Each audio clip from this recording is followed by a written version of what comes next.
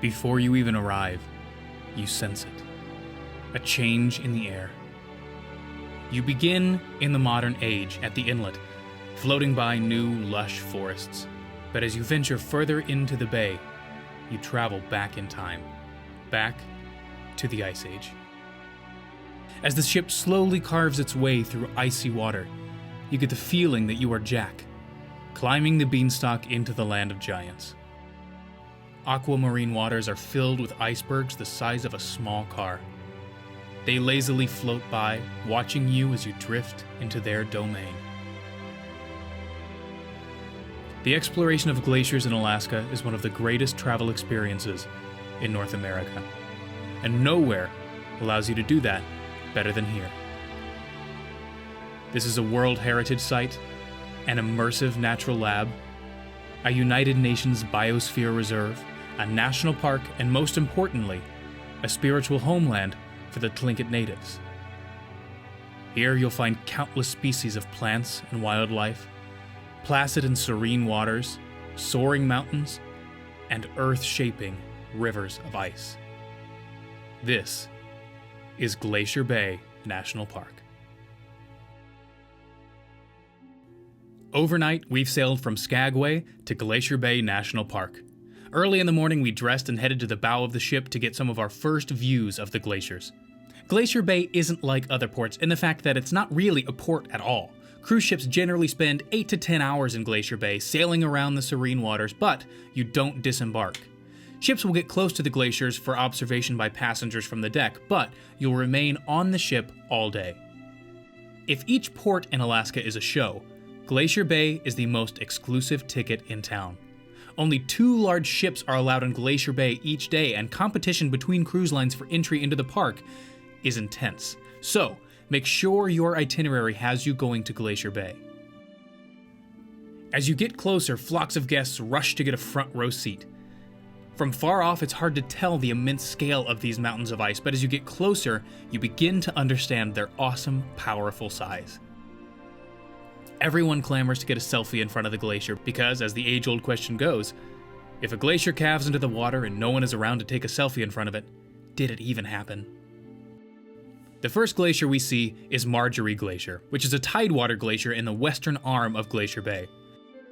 Just over 250 years ago, Glacier Bay was all glacier and no bay. Back then, a massive river of ice, roughly 100 miles long and thousands of feet deep, occupied the entire bay. Today, that massive glacier is gone, leaving behind fewer than a dozen tidewater glaciers. Ships must travel 65 miles into the long finger-like inlets before they can see the ones left behind, sequestered into their own alcoves. They flow from the mountains to calve into the sea, inviting us to slow down and breathe deeply the cool of the Ice Age air. These mammoth glaciers stand as sentinels, ever changing their faces, observers to the passage of time as they retreat into the distance.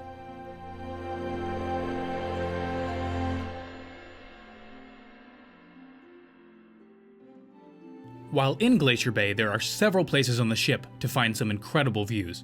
We head back out to the lower decks, but we could have just as easily have found spectacular views on the top deck from the balcony in our staterooms, which I highly recommend for an Alaskan cruise, or from the observation lounge on the 15th floor, one of the highlights of sailing to Alaska on the Norwegian Bliss. We spent most of our day in Glacier Bay outside on the lower decks because the weather was comfortable and there was plenty of seating. The ship provided binoculars, but I definitely recommend bringing your own as well, just in case there's a line. Although there are over 1,000 glaciers in Glacier Bay, you'll likely only see 4 to 5 tidewater glaciers. Some of the most frequently viewed are the Marjorie, Reed, and Johns Hopkins glaciers. Ships generally linger in front of each glacier to give guests plenty of time to admire their incredible beauty. While glaciers are obviously the star of the show in Glacier Bay, there's so much more to see here. As the glaciers have retreated, young new forests now cloak parts of the land in incredible, rich green hues. The biodiversity here is a dream for naturalists and scientists.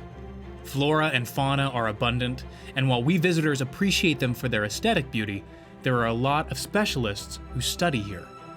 We've learned a lot from Glacier Bay about animals and plant life, and a lot about climate change.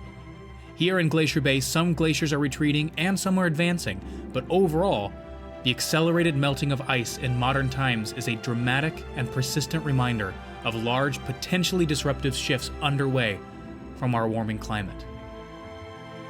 Being in such close proximity to Alaska's melting glaciers helps us form that personal connection to climate change.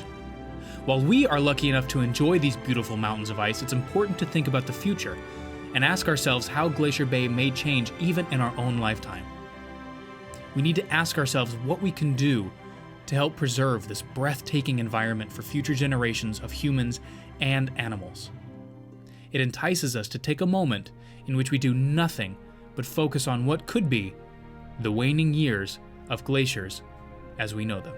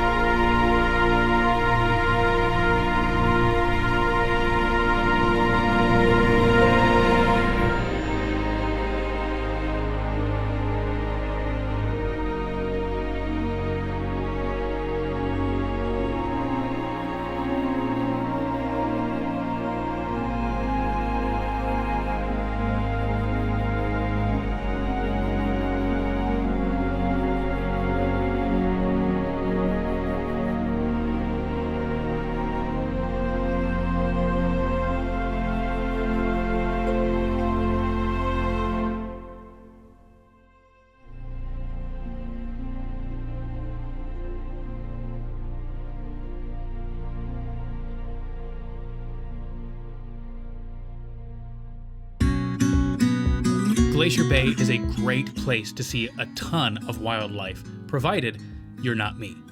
Seriously, I kept missing everything this entire trip. My travel companions would see, say, a giant brown bear foraging for food, and I would turn around to see it just for a split second as we rounded the corner, just catching a glimpse before it disappeared from view. In Glacier Bay, you can find seals, whales, bears, otters, eagles, and so much more. So keep your eyes peeled, your binoculars ready, and don't be me.